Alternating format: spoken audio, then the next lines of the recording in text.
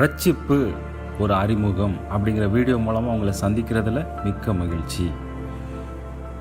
இந்த வீடியோவில் ரட்சிப்பு என்றால் என்ன, ரட்சிப்பு நமக்கு தேவையா, ரட்சிப்பை யாரால் கொடுக்க முடியும், ரட்சிப்பை பெற்றுக்கொள்வது எப்படி, பெற்றுக்கொண்ட ரட்சிப்பை அறிந்து கொள்வது எப்படி அப்படிங்கிறத பார்க்க போகிறோம்.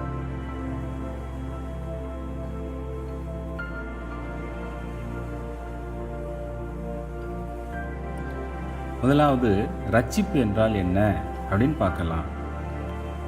ஆங்கிலத்தில் சால்வேஷன் அப்படின்னு சொல்லுவாங்க. தமிழ் பைபிளில் மீட்பு, காப்பாற்றப்படுதல், விடுதலை அடைதல், பாவ மன்னிப்பு அப்படிங்கிற ஆத்ம ரட்சிப்பு இப்படின்ட்டு பல அர்த்தங்களில் தமிழ் பைபிளில் வருது. ஆனால் இதில் ரொம்ப ரொம்ப முக்கியமாக கிறிஸ்தவர்களோ இல்லை பைபிளோ முக்கியத்துவப்படுத்துவது எது அப்படின்னு சொன்னால் பாவ மன்னிப்பு அப்படிங்கிற ஆத்தும ரட்சிப்பை தான். இதை தான் இந்த வீடியோ முழுசாக நம்ம பார்க்க போகிறோம்.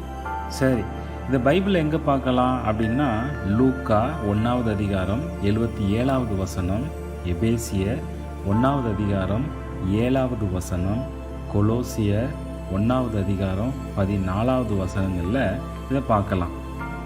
சரி, ஆத்தும ரட்சிப்பை ஒரு வரியில் சொல்லணும்னா, அதாவது பாவ மன்னிப்பு அப்படிங்கிற ஆத்தும ரட்சிப்பை ஒரு லைனில் சொல்லணும்னா இந்த மாதிரி சொல்லலாம். பாவ மன்னிப்பு பெற்று பாவ தண்டனையிலிருந்து விடுதலை அடைவது தான் ரட்சிப்பு. இன்னொரு வாட்டி சொல்கிறேன், பாவ மன்னிப்பு பெற்று பாவ தண்டனையில் இருந்து விடுதலை அடைவது தான் ஆத்தும ரட்சிப்பு. சரி, இந்த ரட்சிப்பு நமக்கு தேவையா அப்படின்னு கேட்டிங்கன்னா, பூமியில் வாழ்கிற எல்லா மனுஷர்களுக்கும் ரட்சிப்பு கண்டிப்பாக தேவை. ஏன்னா பாருங்களேன், மனுஷராகிய நாம் பாவம் செய்து தேவ மகிமை இழந்து போயிட்டோம் அப்படின்னு சொல்லி ரோமர் 3வது அதிகாரம் 23வது வசனம் சொல்லுது. இன்னொரு வசனம், மனுஷராகிய நம்முடைய இருதயத்து நினைவுகள் எல்லாம் நித்தமும் பொல்லாதவைகளாய் இருக்கிறது அப்படின்னு ஆதியாகமம் 6வது அதிகாரம் 5வது வசனம் சொல்லுது. ஒன்று, நம்ம பாவம் செய்கிறதுனால தேவனுடைய மகிமையை நம்ம இழந்து போயிட்டோம். ரெண்டாவது, நம்மளுடைய மனசில் இருதயத்தில் எப்போவுமே பொல்லாத நினைவுகளாகவே நினைத்து கொண்டு இருக்கிறோம் அப்படின்னு சொல்லுது. பாவங்கள்னா என்ன? பொய் சொல்கிறது, ஏமாற்றுறது, கேலி கிண்டல் செய்கிறது, மற்றவங்க மேலே ஆசை கொள்வது, இல்லைன்னா இச்சை கொள்வது, போதை பழக்கங்களுக்கு அடிமையாக இருப்பது, எரிச்சல் படுறது, கோல் சொல்கிறது, தவறான வைராக்கியம் கொள்வது, கொலை செய்கிறது, திருடுறது, பொறாமை, இப்படி எவ்வளவோ சொல்லி கொண்டு போகலாம் இல்லையா? நம்மளுடைய வாழ்க்கையில் இந்த பாவங்களை நம்ம சராசரியாக ரொம்ப ஈஸியாக நம்ம செஞ்சுட்டு போகிறோம் இல்லையா? சரி, இந்த பாவங்களுக்கெல்லாம் என்ன தண்டனை நினைக்கிறீங்க? நித்திய மரணம் அப்படின்னு சொல்லப்படுற நரகம் தாங்க இதுக்கு தண்டனை. பாவத்தின் சம்பளம் நரகத்திற்கு செல்லுகிற நித்திய மரணம் அப்படின்னு வேதம் சொல்லுது. இது எங்கே பார்க்கலான்னா ரோமர் 6வது அதிகாரம் 23வது வசனத்தில் பார்க்கலாம். இப்போது உங்ககிட்ட உங்களுக்கு நரகம் வேணுமா மோட்சம் வேணுமா அப்படின்னு நான் கேட்டால் நீங்கள் என்ன சொல்லுவீங்க? மோட்சத்துக்கு தான் போகணும் அப்படின்னு சொல்லுவீங்க இல்லையா? மோட்சத்திற்கு அல்லது பரலோகத்திற்கு போகணும்னா பாவ தண்டனையிலிருந்து ரட்சிக்கப்பட்டால் மட்டுமே போக முடியுங்க. அதாவது பாவ மன்னிப்பு பெற்றால் மட்டும்தான் பரலோகம் அப்படிங்கிற மோட்சத்துக்கு போக முடியும். பாவ மன்னிப்பு பெறாமல் நம்ம பண்ண தப்பு எல்லாத்தையும் வச்சுக்கிட்டே நம்ம பரலோகத்துக்கோ மோட்சத்துக்கோ போகவே முடியாது. ஏற்கனவே பார்த்த அந்த வசனத்தின்படி நம்ம நரகத்துக்கு தான் போக வேண்டியிருக்கும். சரி, அப்படி இவ்வளவு முக்கியமான ரட்சிப்பை யாரால் நமக்கு கொடுக்க முடியும்? பைபிளில் 2 வசனம் இருக்கு பாருங்களேன். இயேசுவாலே அன்றி வேறு ஒருவராலும் ரட்சிப்பு கிடையாது. நாம் ரட்சிக்கப்படும்படிக்கு வானத்தின் கீழெங்கும் மனுஷர்களுக்குள்ளே இயேசுவின் நாமமே அல்லாமல் வேறொரு நாமம் கட்டளையிடப்படவும் இல்லை அப்படின்னு அப்போஸ்தலர் 4வது அதிகாரம் 12வது வசனம் சொல்லுது. இன்னொரு வசனம், இயேசுவை நீ உன் வாயினாலே அறிக்கையிட்டு தேவன் அவரை மரித்தோரிலிருந்து எழுப்பினார் என்று உன் இருதயத்திலே விசுவாசித்தால் ரட்சிக்கப்படுவாய் அப்படின்னு ரோமர் 10வது அதிகாரம் 9-10 வசனங்கள் சொல்லுது. அதாவது பூமியில் ரட்சிக்கப்படணும் அப்படின்னா, மனுஷர்கள் ரட்சிக்கப்படணும் அப்படின்னா, பாவ மன்னிப்பு பெறணும் அப்படின்னா இயேசுவால் மட்டும்தான் ரட்சிப்பு கொடுக்க முடியும். ஒன்று. ரெண்டாவது, அந்த இயேசு அப்படிங்கிற நாமம் தான் இந்த ரட்சிப்புக்காகவே கட்டளையிடப்பட்ட ஒரு நாமமாக இருக்குது, வேறு நாமம் கிடையாது. மூணாவது, இந்த இயேசுவை நம்ம வாயினால் அறிக்கையிடணுமா, என்னன்ட்டு இயேசு தான் எனக்காக மரித்தார், என்னோட பாவத்துக்காக மரித்தார், மரித்ததுக்கப்புறம் திரும்ப உயிரோடு எழுப்பினார் தேவன், இன்றைக்கும் உயிரோடு இருக்கிறார் அப்படின்னு சொல்லி நம்ம விசுவாசிக்கணுமா இருதயத்தில் விசுவாசிக்கிறதுனா என்ன?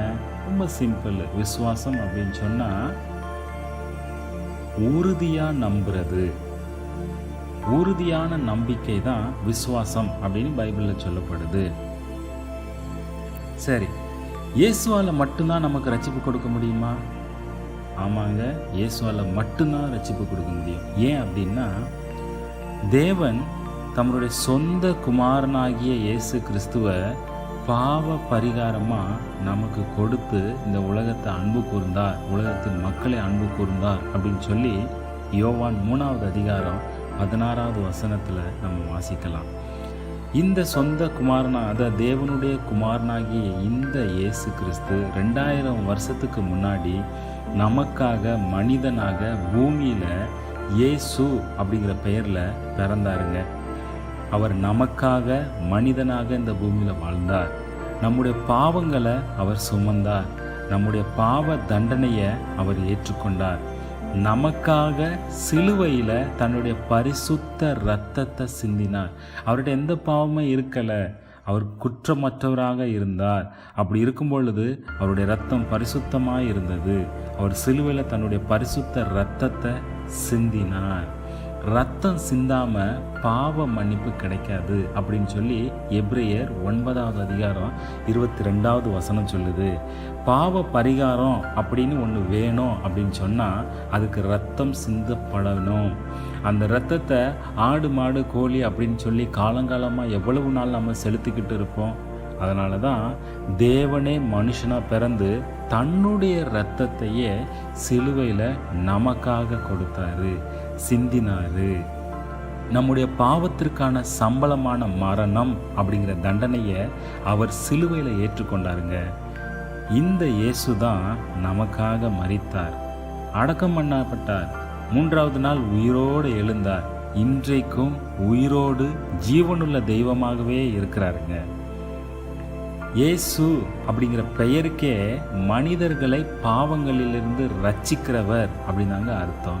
அதனால தான் பாவத்திலிருந்து நம்ம மீட்கும்படியாக தன்னுடைய ஜீவனையே மீட்கும் பொருளாக, அதாவது ரான்சம் வேராக கொடுத்த இயேசு கிறிஸ்துவால் மட்டும்தான் ஆத்தும ரட்சிப்பை, அதாவது பாவ மன்னிப்பை கொடுக்க முடியும், மற்றவர்களாக கொடுக்க முடியாது.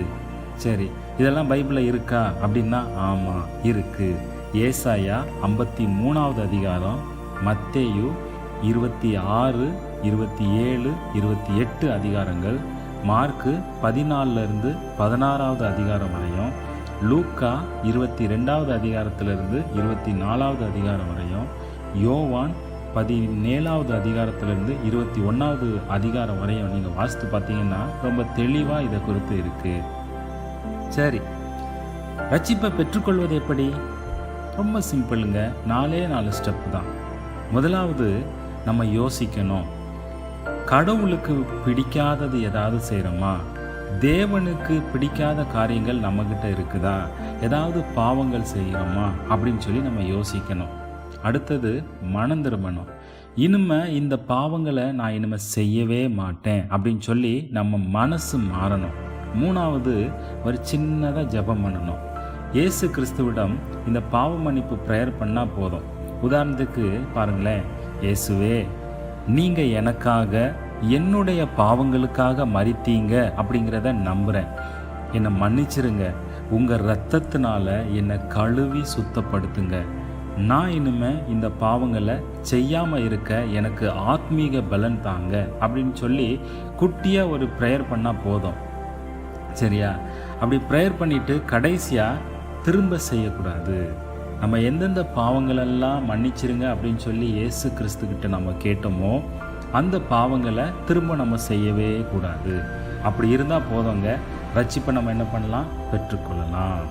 சரி, ரட்சிப்பு நான் பெற்றுக்கொண்டேன் அப்படின்னு எப்படி கண்டுபிடிக்கிறது? அதுக்கும் ரொம்ப ஈஸியான ஸ்டெப்ஸ் இருக்குது. பாருங்களேன். பாவ மன்னிப்பு ஜெபம் செய்த அன்னைக்கு உங்கள் உள்ளான மனசுக்குள்ளே சில மாற்றங்கள் ஏற்படும். அந்த மாற்றங்கள் ஏற்பட்டுச்சு அப்படின்னு சொன்னால் நீங்கள் கன்ஃபார்ம் பண்ணிக்கலாம் ரட்சிப்பு நீங்கள் பெற்றுக்கொண்டாச்சு அப்படின்னு சொல்லி. என்ன மாற்றங்கள்? முதலாவது, குற்ற உணர்ச்சி இருக்காது. ஐயோ, இந்த பாவம் செஞ்சிட்டேன், இந்த தப்பு பண்ணிட்டேன், நான் பரலோகம் போக முடியுமா, மோட்சம் போக முடியுமா, கடவுள் என்ன நினைப்பார், மற்றவங்க எல்லாம் என்ன நினைப்பாங்க, ஜனங்க என்ன நினைப்பாங்க அப்படின்னு சொல்லிட்டு நம்ம உள்ளத்துக்குள்ளே இருக்கிற அந்த குற்ற உணர்ச்சி இருக்கும் இல்லையா, இந்த பாவ மன்னிப்பு ஜெபம் பண்ண உடனே அந்த குற்ற உணர்ச்சி நம்மளை விட்டு போயிடும். அதுக்கு பதிலாக சந்தோஷமும் சமாதானமும் நம்ம மனசு ஃபுல்லாக இருக்கோங்க. அப்புறம் ஒரு வித ஆத்ம திருப்தி ஏற்படும். இந்த மாதிரி 3 மாற்றங்கள் உங்களுடைய மனசுக்குள்ளே ஏற்பட்டுச்சுன்னா நீங்கள் கன்ஃபார்ம் பண்ணிக்கலாம் ரட்சிக்கப்பட்டாயிடுச்சு அப்படின்னு சொல்லி. ஒருவேளை இந்த 3 மாற்றங்களையும் உங்கள் மனசுக்குள்ளே உங்களால் கண்டுபிடிக்க முடியலன்னா கவலைப்படாதங்க. ஏற்கனவே நம்ம பார்த்தோம் இல்லையா, இயேசு கிறிஸ்துவை விசுவாசித்து, அதாவது உறுதியாக நம்பி நம்ம இந்த ப்ரேயர் பண்ணியிருக்கிறோம் இல்லையா, அந்த நம்பிக்கை தைரியமாக வச்சுக்கோங்க. அந்த நம்பிக்கை இருந்தால் போதும், நீங்கள் ரட்சிப்பை பெற்றுக்கொண்டதா அர்த்தம். சரியா? சரி, நீங்கள் இப்போ இந்த வீடியோவை பார்த்துட்டு இருக்கும் பொழுது இதுவரையும் இந்த மாதிரி ரட்சிப்பின் அனுபவத்தில் வரலை, அல்லது நீங்கள் இதுவரையும் ரட்சிக்கப்படலை, அல்லது இதுவரையும் பாவ மன்னிப்பை பெற்றுக்கொள்ளலை அப்படின்னு நினச்சிங்கன்னா இதுதாங்க கரெக்டான நேரம். இப்பொழுதே மனம் திரும்பி ஜெபம் செய்து பாவ மன்னிப்பாகிய இந்த ஆத்தும ரட்சிப்பை பெற்றுக்கொள்ளுங்க. அப்பொழுது தான் நீங்கள் மோட்சம் போக முடியும்.